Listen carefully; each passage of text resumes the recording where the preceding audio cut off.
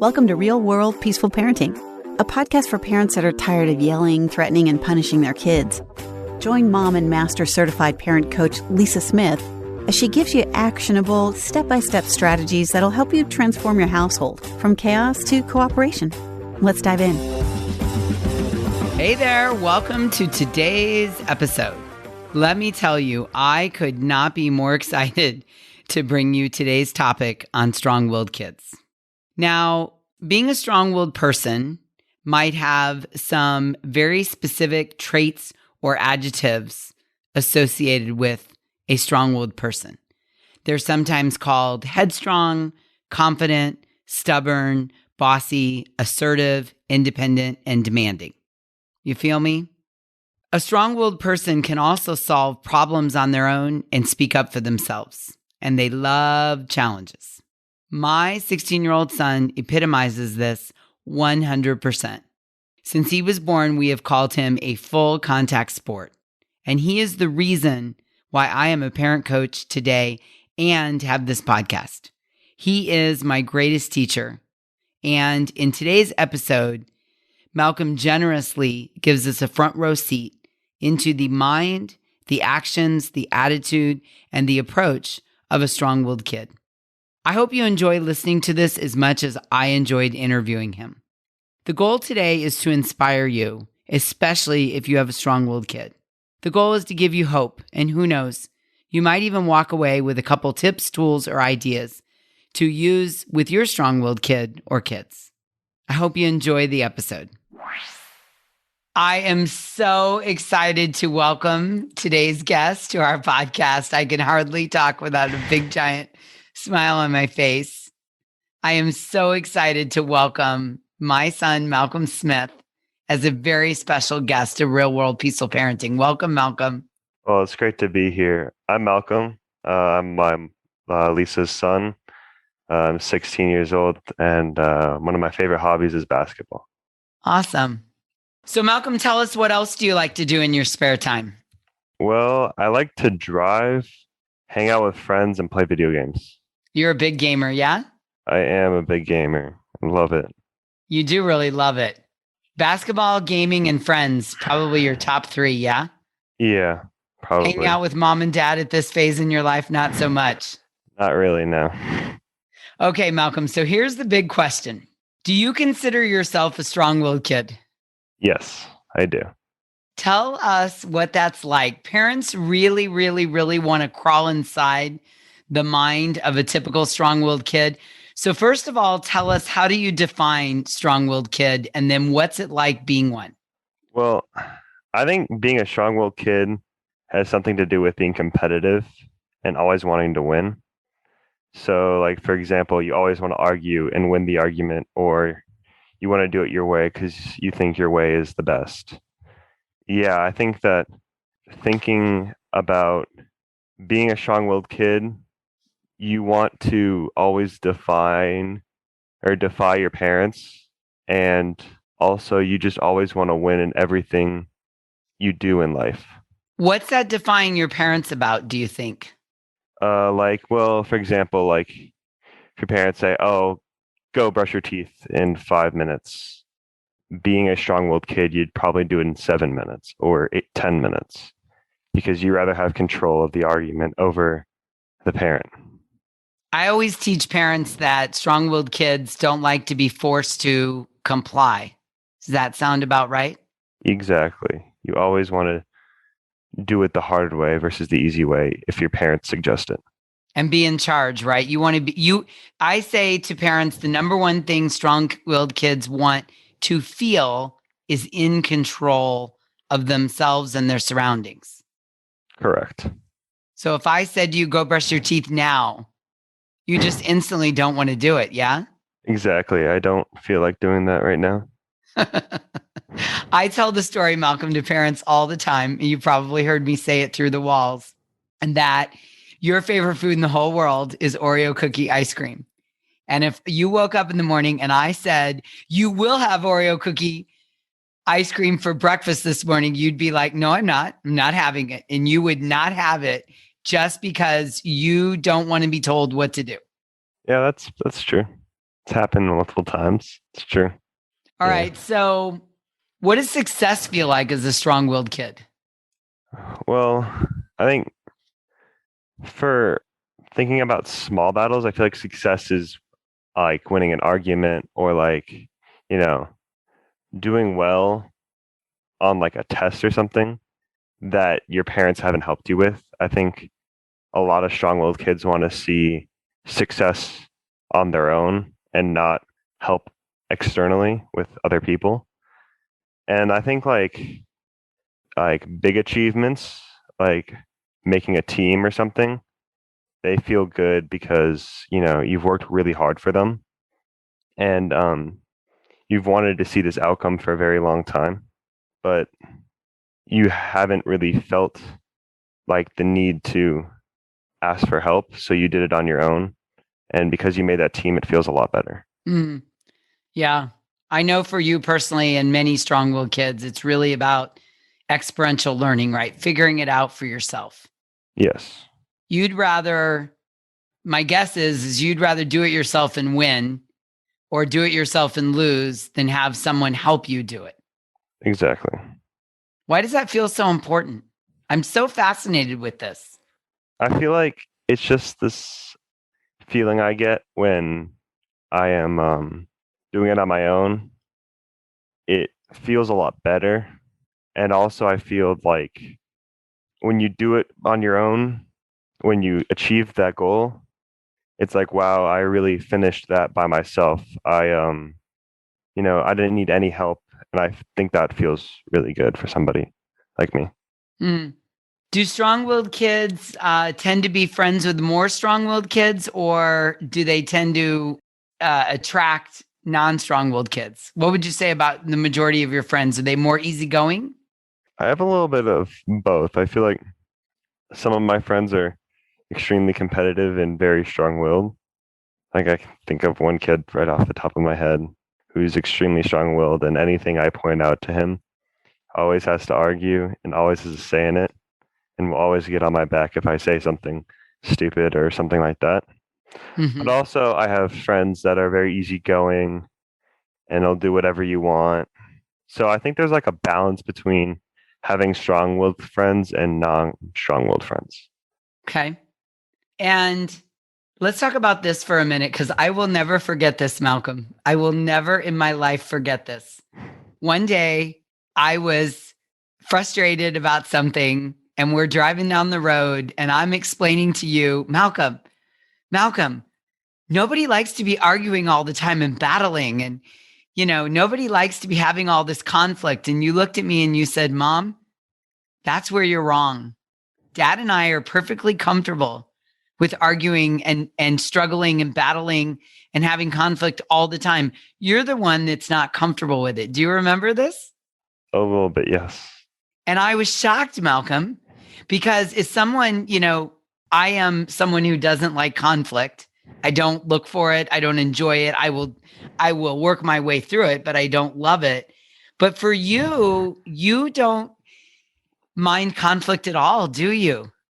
No, I mean, like, I've had nights where I've sat on Xbox and argued with friends on video games for 2, 3, 4 hours about something stupid. Like, like who would win, the Golden State Warriors, like the 2016 Golden State Warriors or the 1996 Bulls? Like, we would argue about that. And it doesn't bother you at all. No, and I don't think it bothers any one of my friends that talk to me. I think that arguing for me is a way of talking. And because I'm so competitive, I feel like it's kind of like I need to become, everything in my world needs to become a competition in a way. So, yeah. That's so fascinating to me. My brain, sometimes I struggle to wrap my brain around it, or I have to tell myself, it's okay for us to power struggle a little bit at times because this is just who you are. Yeah. Okay. So what's the best thing about being a strong-willed kid? Probably, I feel like being, wanting to win everything and being competitive is probably one of the best things I can You get from love it. being competitive, don't you? I do. And also, I think just in an everyday standpoint, I think being competitive, especially because I play a sport, really helps me because I don't wake up every day saying, "Oh, it's a new day, time to go play some basketball and have some fun." I wake up every day being like, "Oh, today is like a new day, so I should probably get a little bit better at basketball and become better at over another kid and Hmm. try to steal his spot on the team, basically." Hmm. Yeah. So So you play. So if, those listening don't know, Malcolm, as he said, he's 16. He plays pretty high level competitive basketball. And I would say not afraid of backing down, take no prisoners, not afraid of conflict or arguing or jumping in on a goal really helps you in your basketball career, wouldn't you say? yeah, I think another thing that helps becoming a strong-willed kid is like, having the determination to do something.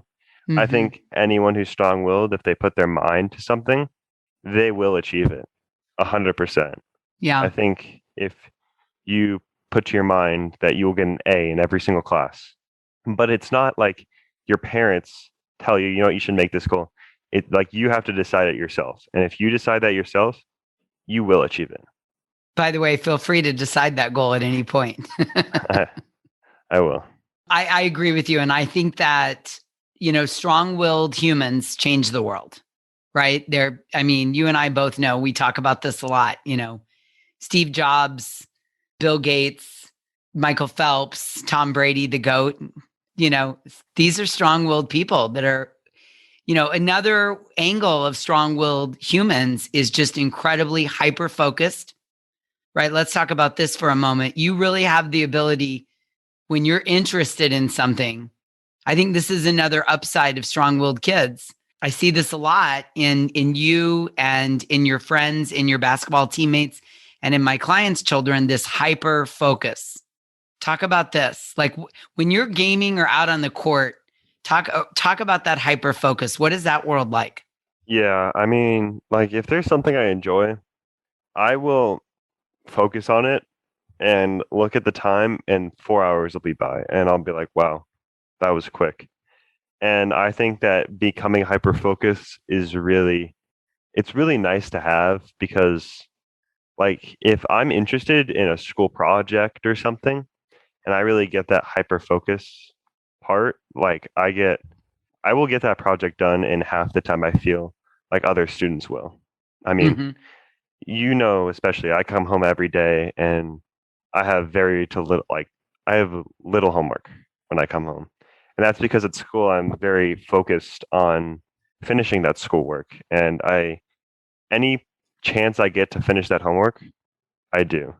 So yeah, I think that has to do with just playing basketball and gaming. That's why I like try to finish my homework as soon as possible. And if you put your mind to something and say, well, if I finish this, then I get to do what I want to do, then I feel like someone would become very focused on that task and finish it a lot quicker than a lot of other people would. Yeah. I think the downside of hyper focus, Malcolm, is transitions are tough. Would you agree with that? Yeah. I think sometimes when I get off gaming, I get like a little weird. I definitely, if I get really focused on gaming, I need to take like a 30-minute break before I have conversations and start talking to people because I was just like so locked into that like world of gaming that I need to like go lay down for a little bit, maybe watch Mhm. a little Netflix or something and just get back to like the real world.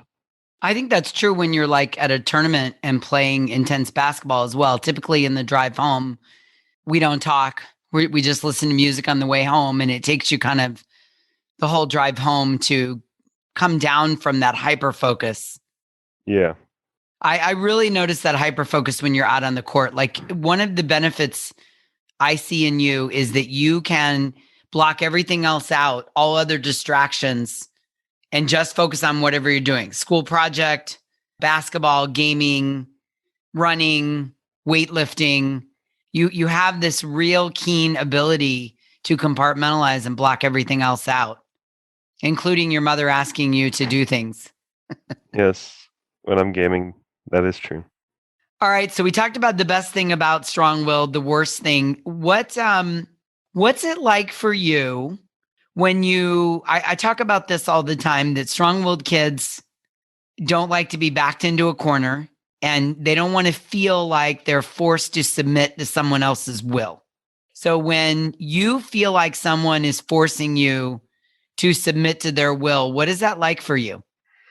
Well, I shut down. I feel like I'll agree with them, but I'll shut down and not do everything to my best ability to what they've asked. So I think like if I don't know, if a teacher tells me to write a paper with a partner and I want to do it by myself, for example, I feel like I don't do it to the best of my ability because the teacher told me to do it with a partner when I know I would do better if I did it by myself. Mm, So I mhm, kind of just get lazy and angry and focused on the wrong things.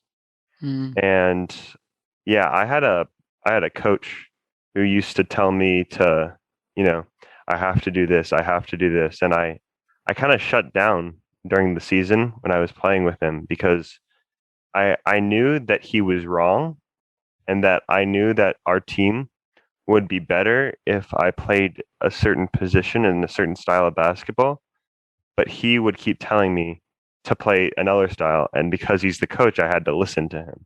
So I didn't really play the best basketball when I was playing for that coach. yeah. But isn't it true that it was more not the information he was giving you, but how he was presenting it? He wasn't giving you a choice. He wasn't connecting with you. He was demanding cooperation from you. You will do this. Yeah. And that's like nails on a chalkboard to you, right? Yeah, when someone tells me the word will, it really just gets me angry, I would say. Yeah. Whether it's your mom, your dad, your coach, your teacher, your friend, Yeah, anyone. you hate being told what to do Yes. to the point that you will not do it just for the principle of it, Even if it's something that will help me. right? It's I've back to the had ice cream thing. You will eat yeah, you will eat Oreo ice cream for breakfast. You would be like, no, I'm not. exactly. Are you conscious of it when it's happening?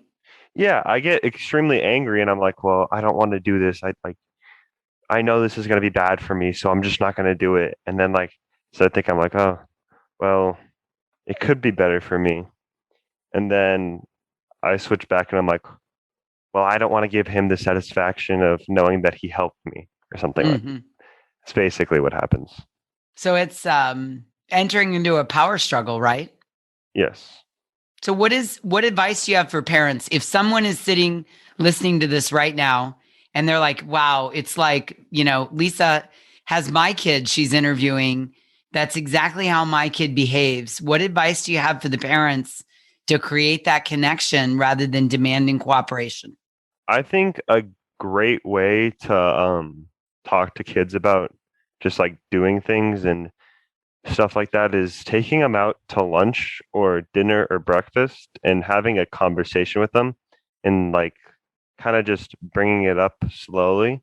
And I think connecting with kids is a great way.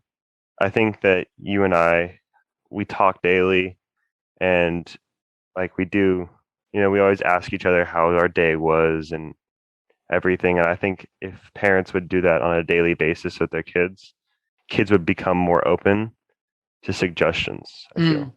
I say that connection, well, I borrowed this from Brene Brown. Connection is when the other person feels seen, heard, and valued. So, what I think you're saying is if the parent is taking the time to make sure the kid feels seen, heard, and valued, connection, then it's easier to open up and discuss solutions rather than the parent commanding solutions. Yeah, I think that's true. Do you feel seen, heard, and valued in our family? I do.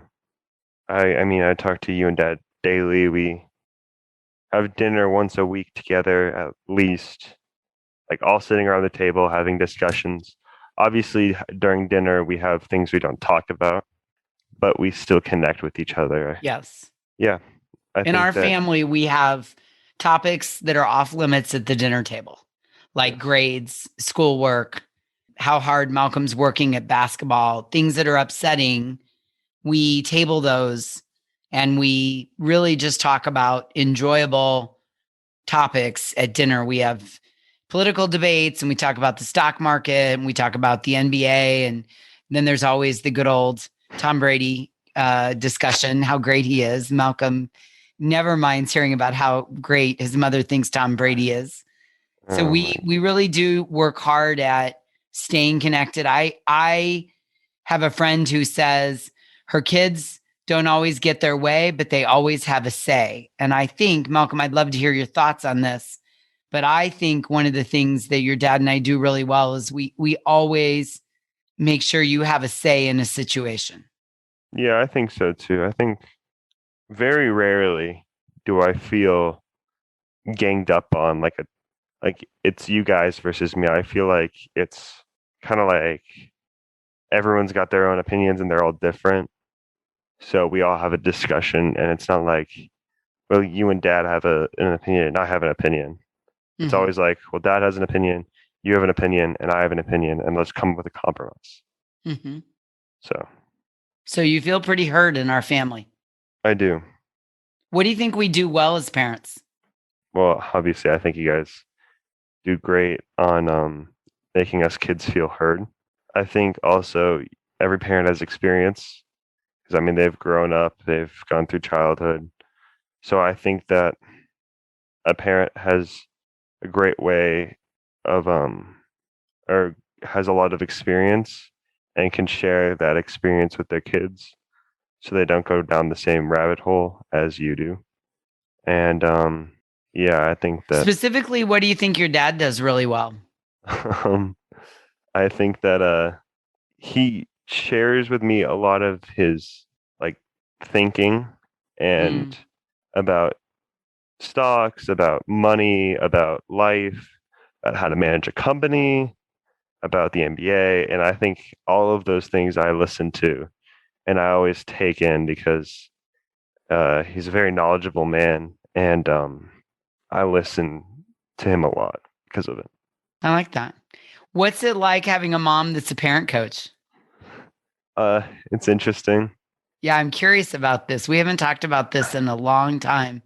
I always find it funny listening to your like conversations on Zooms for a little bit and being like, hey, didn't she just do that same technique to me last night? And then realizing, oh yeah, she did. And then yeah, I find it really funny. Do you think I walk my talk? Yeah, I think you do. Okay. Do you remember this, that I want you to talk about this when you were, I think you were in 4th grade and I went on a trip. I went to Thailand for a couple weeks. And when I got home, you were so happy to see me. Yeah. I still remember this. You were so happy I was home. And one night dad said, I think it was like the first or second night I was home, dad said to me, do you know why Malcolm missed you so much? And I said, well, I just think, he missed me tucking him in and snuggling him and, being there for him. And Dave said, well, why don't you ask him why he missed you so much? And so I asked you, Malcolm, why did you miss me so much? And you said, because Mom, kids need rules, and rules help us feel loved and they help us know what's expected. And I mean, for 5th grade, that was pretty wise. Do you remember? You may not remember this, but talk about rules. Talk about your love-hate. Like I would imagine from my chair, you seem to be someone who in the moment hates rules, but then there's a part of you that appreciates what they bring into your life. Well, yeah, I hate rules. I don't like following them, but I do because rules have a certain structure to them. And I feel rules, especially in family rules, they're not outrageous. And they kind of keep you grounded. Rules also make you feel just like, oh, well, I need to do this, but I need to do this because, the rule says it, but not just because of that, because I know it's going to be better for me. Mm-hmm. I think as a strong-willed kid, rules suck, but they're needed. And I'm not saying crazy rules. Like, I think we have 3 rules in this house. We don't have a lot of rules. We don't. Actually, yeah, but the rules cover a broad topic and they're all about different things. I was watching Last Chance U, the basketball season, and one of the coaches said, rules without relationship equals rebellion. The head coach of the East Los Angeles Community College, rules without relationship equals rebellion. And I feel like with strong-willed kids, you've got to have the relationship and the rules. If you try to put rules in place without the relationship, all you're going to get is pushback.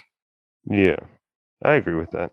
So what advice do you have for parents of strong-willed kids? Give us one thing they should do and one thing they shouldn't do. One thing they shouldn't do is probably tell the kid you will do this. I think a great way to tell a kid to like go brush your teeth, be like, hey, why don't you go brush your teeth, and I don't know, tomorrow night you can have ice cream or something like that. Well, Maybe, choices, right? Do you want to brush your teeth now or in 5 minutes? Something, yeah. And then I think parents should connect with their kids and set rules in place and talk them over with your kids, because strong-willed kids are going to want to negotiate those rules. So I would probably set a little higher of rules so the kids can negotiate and they feel like they have a say in the rules. Interesting. What an interesting tactic, Malcolm. I wonder who I learned that from. I wonder. But you're saying gain consensus and let the kids have a say in the rules. Don't just come in and say, okay, your bedtime is going to be 9:00. Like say, hey, I'm thinking about setting a bedtime. I'm thinking 8:30. What are you thinking? Then we have some conversation about it. Then we negotiate a little bit. And then we settle upon the ultimate time of 9:00. And then don't you think then that then the parent's real job begins of enforcing the 9:00 bedtime? Yes. Because as a strong-willed kid, the kids are going to test the parents every single day, aren't they? Let's talk about that. Yeah, I mean, bedtime is interesting for us in the Smith household. I feel like I always want more time. I feel like I never finish a show on time. So, yeah. But not just bedtime, though. I feel like one of the things of strong-willed kids is they're going to test parents on every little thing, and you've got to hold the limit. Otherwise, you lose credibility with the kids, right? Yeah, I mean, I've had teachers and coaches who they don't hold limits like that, and then I just don't like they don't have as much credibility or anything like that with me, and it really just ruins the relationship with the adult and the kid. Yeah, like let's say a coach says, practices every night at 7:00 or 3 nights a week at 7:00. You need to be on the court shooting baskets, shoes on by 5 to 7, and he saunters in every night at 10 after 7. We've had those coaches, right? You've had those. Yeah. And then suddenly being there at 7:00 no longer matters because they're not holding the limit. Or they say 7:00 and a kid comes late. Some kid comes every week late to practice and the coach ignores it. Yes, exactly. That really irritates you, does it not? Yes, it does. Because rules need to be enforced. If you're going to set the rules, follow through on them. Exactly. All right. How do you get kids, strong-willed kids, to do things like get off their phones, stop gaming, brush their teeth, or do their chores? What advice do you have for parents there? Including myself, please advise me. I would say give them like a time and a list. Be like, at 9:00, I would like you to be off gaming, have your teeth brushed, and be ready for bed. And I think that really helps me. Like you text me over the summer, we had an agreement where if I had chores to do for the day, you would text me those chores in the morning so I could expect those chores. I feel like strong-willed kids hate to be startled with like jobs and stuff. Like when parents come in and be like, can you please do the dishes now? And I'm gaming. It's like, well, I can't do it now, but I can do it in 5 minutes. And I feel like parents get really annoyed at that. So if parents would say, hey, I would like you to go to bed at 9:00. So can you have this, and this done before bed? That would be awesome. And I think it'd be a great way for parents to tell kids what to do. Rather than being demanding and barking and angry all the time. Yes. That's good advice. And what should the parent do if the kid doesn't do it? We'll say, hey, you didn't do this. What happened? And talk to them. And if they say, well, I forgot, be like, okay, you forget next time, there'll be a consequence. Mm. And let the kid know that, you messed up once. That's okay, but next time there will be a consequence, and you will not like the consequence. So the kid won't mess up again. Okay. I think that's good. But make it clear. Yes. Okay. So we're going to end with you asking me 2 questions. Ask me 2 questions because I think people want to know more kind of about how we make this work. Okay. If you are really angry at me, what do you do? Good question, Malcolm. Well, the first thing I do is I check in with myself to see if I'm triggered or if I'm regulated, because I try really hard to never, and I don't always get it right, but I think I do a pretty good job of not approaching you until I'm calm and regulated and in my higher brain, so that I'm not feeling out of control and getting into a power struggle. And sometimes I have to wait a while until I feel calm and ready to approach you. But that's the first thing I do. Okay. Do you agree with that? Yeah, I think so. I think that you usually step away if I make you angry. That makes me think, oh wow, she's pretty angry. How about I just stop doing what I'm doing and just have a discussion with her? And you come back and we have a nice discussion about something. Mm-hmm.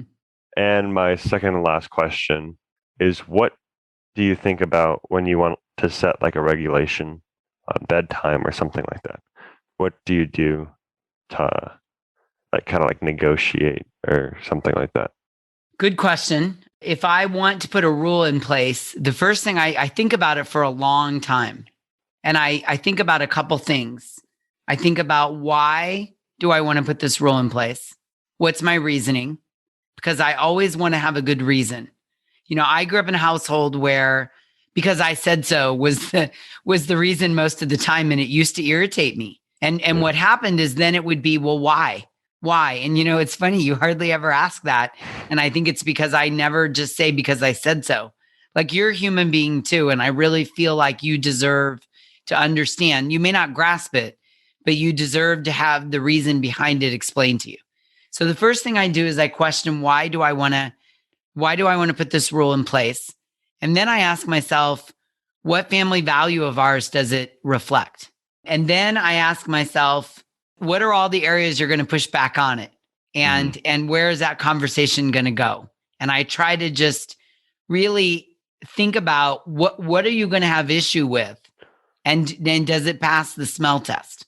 That's my process. Yeah, I think you do a great job of setting regulations, because, it's always reasonable. I feel like, and it's not a lot of room to negotiate. It's not outrageous. It's not like you say, all right, bed tonight at 8:00. It's usually I'm like, well, what? Some nights I want to, let's be honest. Yeah. Oh, sleep. You and sleep. You hate going to sleep. I hate it. But you need it. I love sleeping, but I hate going to sleep. Yes, but you lead such an intense lifestyle. You are so busy and on the go and have so much going on that if you don't get your sleep, it's just downhill from there. Yeah. All right, Malcolm. Well, thank you so much for being here. I appreciate it. I love you with my whole heart. I think you're an amazing human being. I'm so proud to be your mom. So proud. And I appreciate you coming on and sharing your thoughts and with parents of strong-willed kids. I know everybody's going to benefit from listening to this. So thanks, Malcolm. Thank you. Thank you to everyone who's listening. I'm happy to be here, and thanks for having me, Mom. You're welcome. Bye, bud. Bye. Thank you so much for listening today. I want to personally invite you to head over to thepeacefulparent.com/welcome and sign up for my free Peaceful Parenting mini course. You'll find everything you need to get started on the path to peaceful parenting just waiting for you over there at www.thepeacefulparent.com/welcome. Can't wait for you to get started. Thanks for listening to Real World Peaceful Parenting. If you want more info on how you can transform your parenting, visit thepeacefulparent.com. See you soon.